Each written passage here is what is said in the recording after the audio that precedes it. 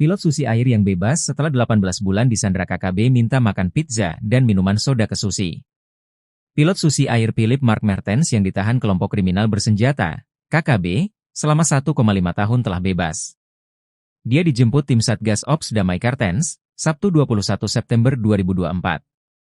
Dalam video yang dibagikan Satgas Damai Kartens, Philip terlihat menahan haru saat berbicara dengan keluarganya lewat video call.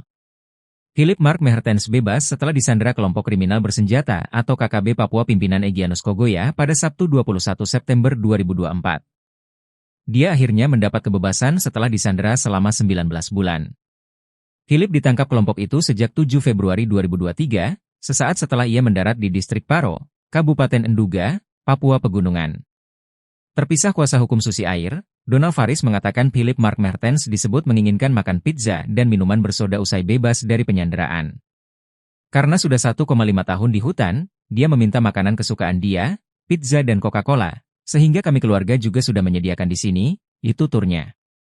Lebih lanjut, Kombes Ignatius Beni Adi Prabowo mengatakan tim Satgas Damai Kartens 2024 juga melakukan pemeriksaan kesehatan kepada Kapten Philip.